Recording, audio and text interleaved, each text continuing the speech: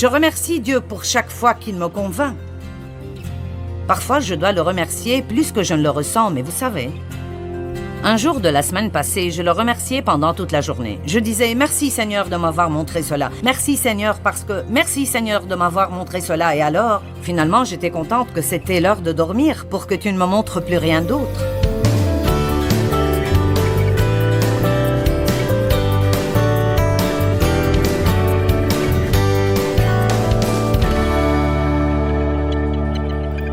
Car c'est par la grâce que vous êtes sauvés, par la foi. C'est le don de Dieu, ce n'est point par les œuvres, afin que personne ne se glorifie. Par la grâce, par la foi. Tout ce que nous recevons de Dieu vient à nous de la même façon, par la grâce, par la foi. Notre foi en Dieu, ou notre foi en ses promesses, n'est pas ce qui nous achète la bénédiction de Dieu. C'est juste la main qui la reçoit. C'est la grâce de Dieu, et sa grâce seule, qui nous donne sa bonté dans notre vie. Nul ne pourra jamais être assez bon pour mériter quoi que ce soit que Dieu fait pour nous. Et cela n'a pas besoin de nous faire ressentir la condamnation. Ça doit nous rendre émerveillés devant la bonté de Dieu. Donc, par la grâce, par la foi. Vous dites, j'aurais aimé avoir de la foi. Eh bien, la vérité est qu'une mesure de foi a été donnée à chacun. Romains chapitre 12. Tout homme, toute femme, tout garçon et toute fille a la foi.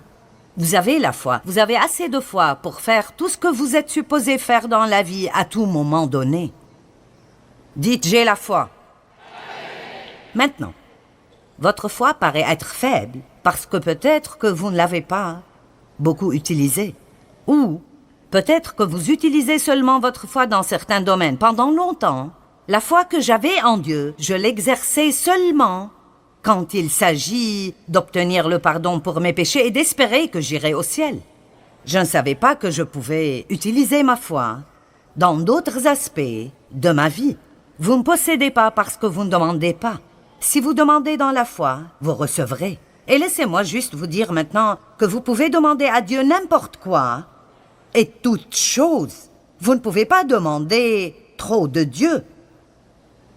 Vous dites, eh bien, et si je demande la mauvaise chose? Eh bien, vous ne la recevrez pas. Donc, vous savez, nous ne devons pas avoir peur. Eh bien, et si je ne devrais pas demander ceci à Dieu? Eh bien, il ne vous le donnera pas. Il y a certaines choses dont la Bible nous dit qu'il ne faut pas les demander, mais il y a plusieurs régions dans la vie qui sont juste uniques et particulières à notre propre vie. La Bible ne vous dit pas qui épouser ni quand acheter une nouvelle voiture, mais elle donne la sagesse. Et si nous suivons la direction du Saint-Esprit, nous suivons la sagesse, et nous comptons sur Dieu pour nous aider, nous pouvons commencer à avoir des vies absolument incroyables. Je ne savais pas que je pouvais utiliser ma foi pour dépasser mon passé. Je pensais que j'étais coincée avec... Eh bien, j'ai été une victime d'abus. Eh bien, je ne m'appellerai jamais une victime d'abus maintenant. Jamais. Vous ne pourrez jamais me faire dire que je suis une victime d'abus parce que je ne suis pas une victime d'abus. Je suis une nouvelle création en Christ et je marche dans la victoire. Et quoi qu'il vous soit arrivé, je veux vous encourager. Débarrassez-vous de toute mentalité de victimisation que vous puissiez avoir. Nous ne pouvons pas toujours être des victimes et être de nouvelles créations en Christ. Alors, vous avez de la foi. Ce que nous avons fait dans ce ministère, nous l'avons fait par la foi. Vous n'avez vraiment aucune idée, dans le naturel, combien je ne suis pas qualifiée pour faire ceci. C'est vraiment presque hystériquement, ridiculement, drôle. Et pour cette raison, je sais que c'est Dieu. C'est pour cela que dans 1 Corinthiens 1, il est écrit que Dieu a choisi les choses folles du monde pour confondre les sages. Il veut que le monde regarde et dise « Ce n'est pas possible. Pas possible. Ce n'est pas possible que tu puisses faire ça. » Et puis il veut que le monde regarde comment ça arrive à travers vous. Amen. Afin que nulle chair ne se glorifie. Je me demande combien de personnes vous ont regardé en pensant « C'est impossible pour toi de changer. » C'est impossible pour toi de faire ceci un jour. Mais en mettant votre foi en Dieu, vous le faites. Eh bien, je n'avais vraiment pas prévu de prêcher à propos de la foi ce week-end. En fait, j'ai pensé à ceci il y a 2 semaines, assis sur ma chaise, parce que je lisais ce chapitre qui est l'épître à Philémon, et je suis arrivée au verset 22, et quelque chose a cliqué en moi. Et puis j'ai juste pensé, je ferai un petit message sur comment la foi fonctionne, parce que il y a ce qu'on appellerait à juste titre des lois de la foi. Et une loi est quelque chose qui marche à chaque fois. La gravité est appelée une loi, la loi de la gravité, ce qui veut dire qu'à chaque fois, pas parfois, mais à chaque fois que je jette quelque chose dans l'air, ça tombera. Et donc il y a certaines lois de la foi, et ce que je veux dire est qu'il y a certaines façons par lesquelles la foi marchera, et d'autres par lesquelles la foi ne marchera pas. Et alors, comme vous avez la foi, dites « j'ai la foi ».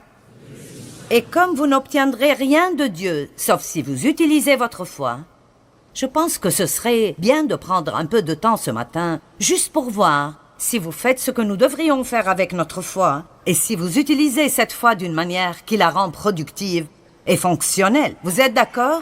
Ok. Maintenant, lisons donc Philémon 1, verset 22. Paul écrit à Philémon à propos d'un esclave qu'il avait nommé Onésime, et il s'était en fait enfui de chez Philémon. Et Paul l'a rencontré. Et il est devenu un fils spirituel de Paul. Et maintenant, Paul allait le renvoyer chez Philémon. Et il voulait s'assurer que Philémon le recevra gracieusement et qu'il ne le punirait pas parce qu'il s'était enfui. Et c'est ce dont parle la partie majeure de l'épître. Mais après, Paul dit, et c'est très important, Paul était en prison quand il a écrit cette lettre. En prison, et il n'avait aucune idée de quand il sortirait de là. Mais il écrit à Philémon, et dans le verset 22, il dit « En même temps, prépare-moi un logement, dans l'attente de m'accueillir hospitalièrement, car j'espère, grâce à vos prières, vous être rendu ou recevoir la grâce de venir. » Nous voyons quelque chose de très important ici. D'abord, il dit « J'ai la foi que si vous priez pour moi, je sortirai d'ici et je pourrai venir vous visiter. » Donc, il avait la foi en la puissance de la prière et il croyait que, quand il prie ou si d'autres prient pour lui, cela ouvrira les portes pour qu'il soit libéré de la prison. Ne priez pas si vous n'allez pas prier dans la foi. Quand vous priez, ayez une foi simple comme les enfants pour que Dieu vous entende, mais aussi pour que Dieu vous donne soit ce que vous demandez, ou si vous demandez la mauvaise chose, il vous donnera quelque chose de mieux. Amen. Puis il dit, « Prépare-moi un logement en attendant ma visite. » Maintenant, je veux vous parler du pouvoir de l'attente. Parce que la foi devrait avoir une attente active et agressive qui va avec. Paul a dit, « Priez pour moi. Je crois que je sortirai d'ici et je viendrai vous visiter. Alors commencez à me préparer une chambre. » Est-ce que quelqu'un voit ceci? Tu peux déjà commencer à me préparer une chambre parce qu'il était si certain qu'il allait pouvoir venir. Nous appelons les femmes enceintes des mamans en attente parce que nous savons ce que c'est que d'être enceinte.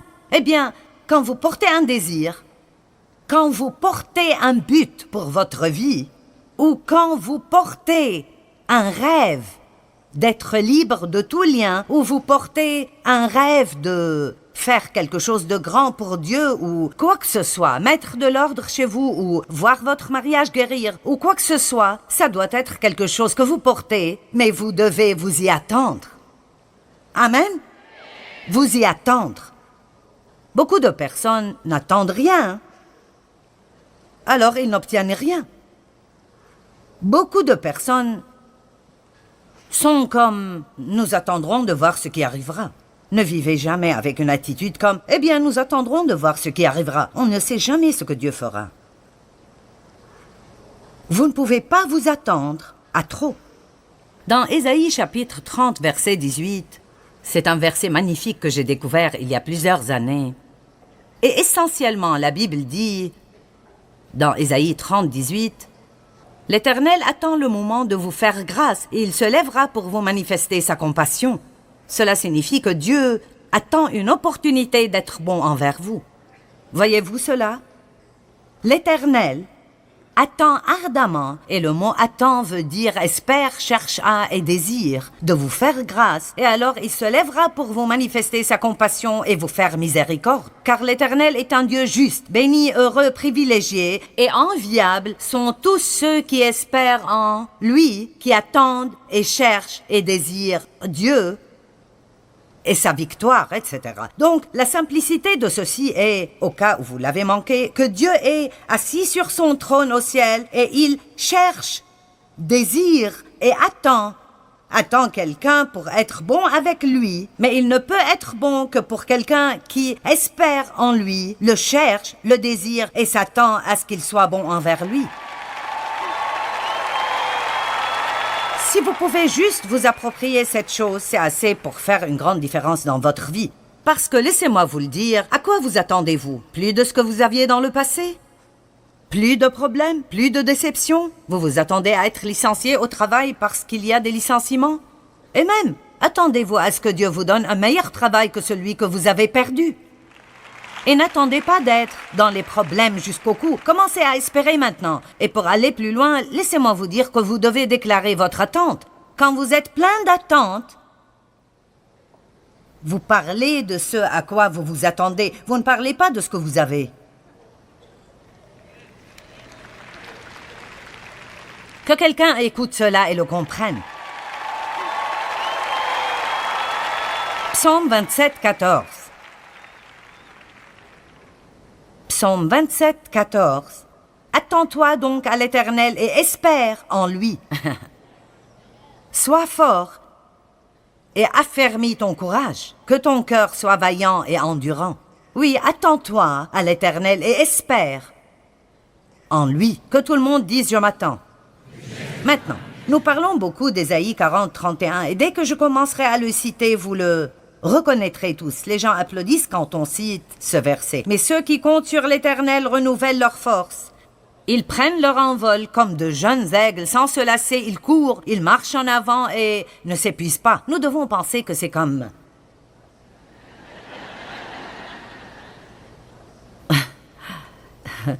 Mais si vous le lisez et vous étudiez ce mot « attend » dans la langue originale, ou si vous le voyez dans la Bible amplifiée qui amplifie un peu de la langue originale, il dit que ceux qui attendent, cherchent, désirent et espèrent le Seigneur. Alors, comme vous attendez Dieu, vous ne faites peut-être rien physiquement parce que vous avez peut-être une situation dans votre vie que franchement, vous ne pouvez rien y changer. Et nous disons, tu as juste besoin d'attendre le Seigneur. Mais cette attente, même si vous n'êtes pas actif dans vos actions pour résoudre votre problème, vous êtes très actif spirituellement. Ne soyez jamais passif spirituellement. Restez très actif spirituellement dans votre attente. Seigneur, j'attends une percée. Peut-être qu'aujourd'hui est le jour. Vous pouvez même utiliser votre imagination, et je n'essaie pas d'être farfelu et de me perdre dans une sorte de manipulation mentale, mais nous avons une imagination. Pourquoi devons-nous l'utiliser? Sommes-nous supposés l'utiliser simplement pour nous souvenir de toutes les choses bêtes qui nous sont arrivées dans nos vies? Pourquoi ne puis-je pas juste fermer les yeux et dire « Seigneur, je vais juste rêver de quelque chose de grand pendant 1 minute et j'imaginerai comment sera ma vie quand ma percée viendra parce que je sais qu'elle arrive ?»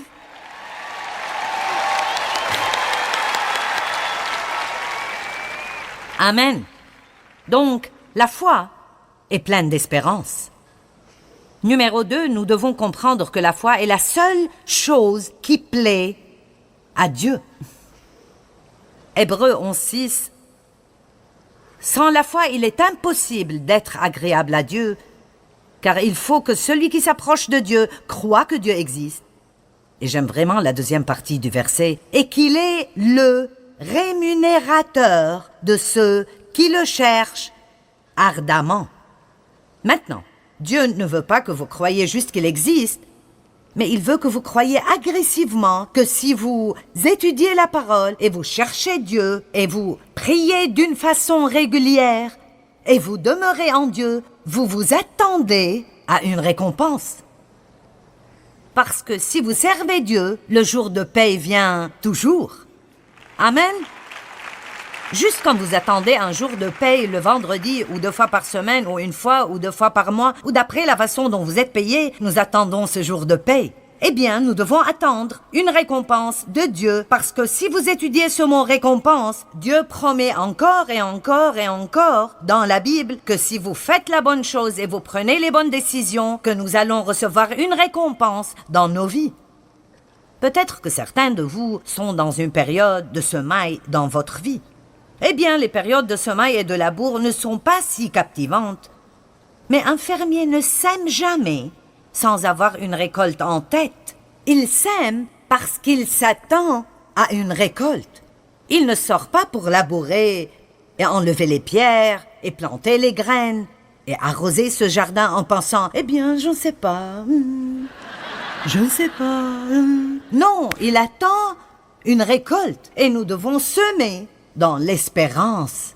C'est pour cela que même si nous ne donnons pas, nous ne devons jamais donner financièrement au royaume de Dieu juste pour recevoir quelque chose. Ce n'est pas une bonne motivation pour le don. Nous devons donner pour que quelqu'un soit béni et pour honorer Dieu, mais nous devons toujours semer avec espérance, en ayant la foi que puisque je suis obéissant de faire ce que Dieu m'a donné de faire, alors je peux lui faire confiance de répondre à tous mes besoins selon ses richesses dans la gloire en Jésus-Christ.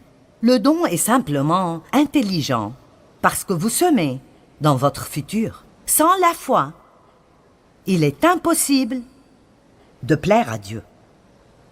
Nos actes accomplis sans la foi ne plaisent pas à Dieu. C'est seulement ce que nous faisons dans la foi. Et cela veut dire qu'on croit de tout nos cœurs que Dieu nous a demandé de le faire. C'est ce que nous faisons dans la foi pour le glorifier, qui lui plaît.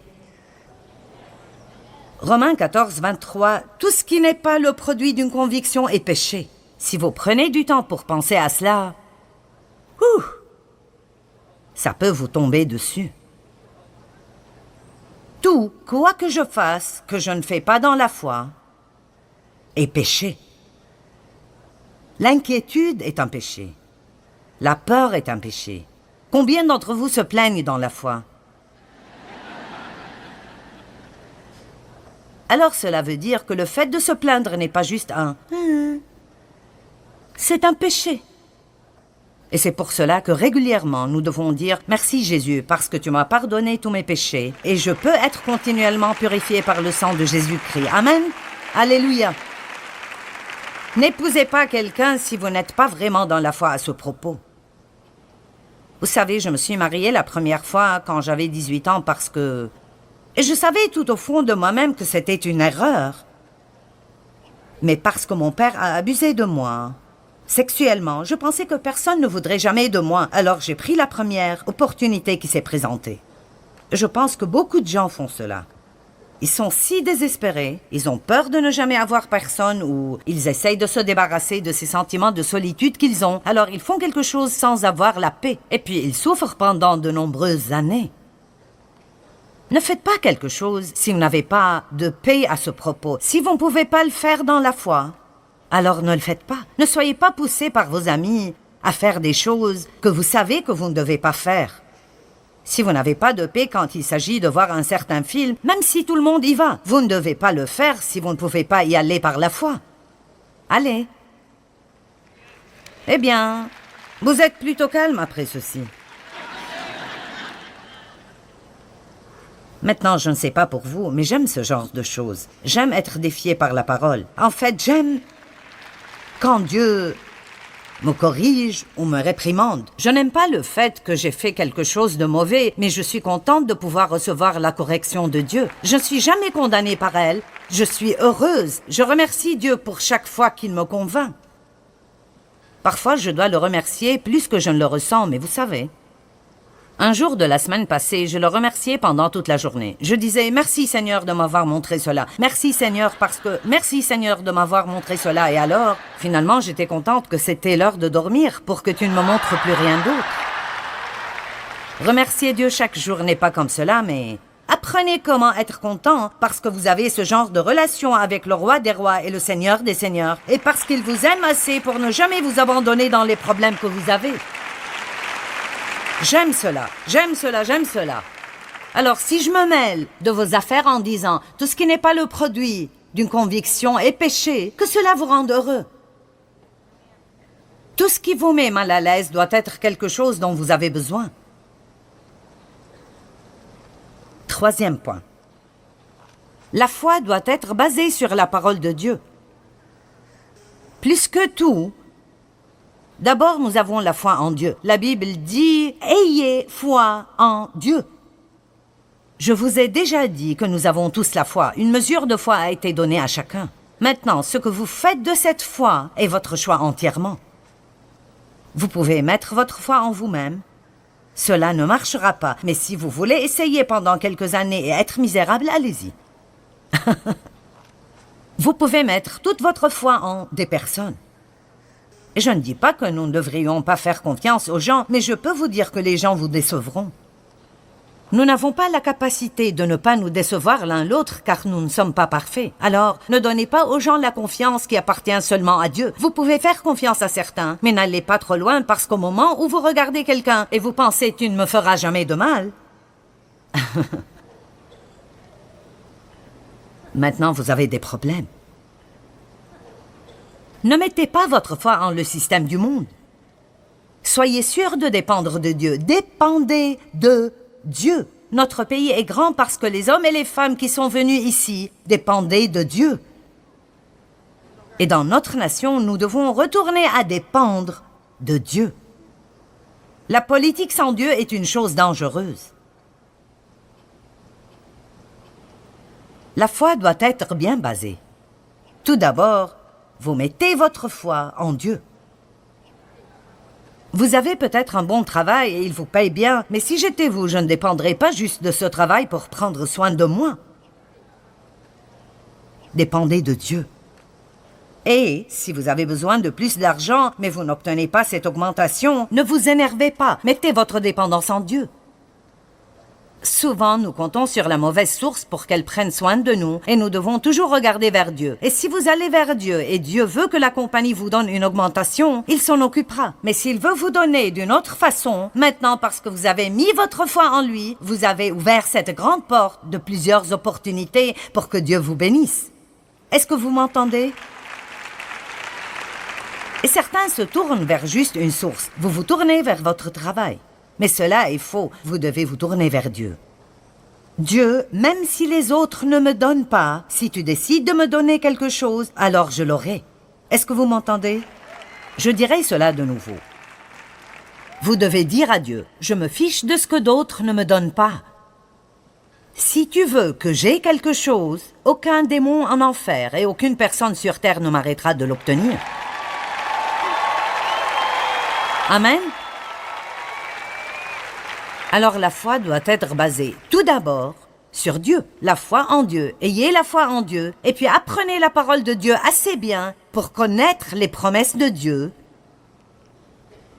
pour mettre votre foi en les promesses de Dieu. Maintenant, je ne pense pas que vous ne pouvez pas prier pour quelque chose si vous ne pouvez pas trouver de versets correspondants, mais je pense que c'est sage de remplir autant que possible vos prières de la parole de Dieu.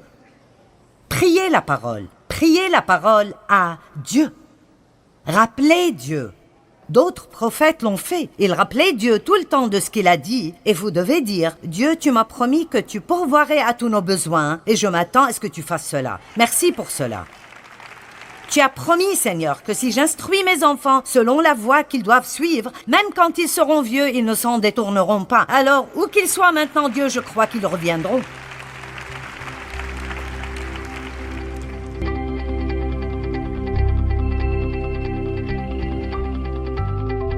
Eh bien, la Bible dit que Dieu a donné à chacun une mesure de foi. Et vous savez, plus nous utilisons cette foi, plus elle grandira. Et aussi, nous avons sa grâce qui nous aide. À chaque fois que nous agissons dans la foi, sa grâce, sa puissance et sa capacité viennent à nous pour nous aider à être efficaces dans tout domaine de notre vie. Vous savez, je pense que nous avons besoin d'apprendre autant que nous le pouvons à propos de la grâce parce que la grâce est phénoménalement incroyable. La grâce est la puissance de Dieu qui vient à nous gratuitement et nous rend capables de faire ce que nous avons besoin de faire dans la vie sans aucune lutte, fatigue ou effort de notre côté. La grâce est ce qui nous sauve. La grâce nous pardonne. La grâce nous offre la miséricorde. La grâce est vraiment incroyable.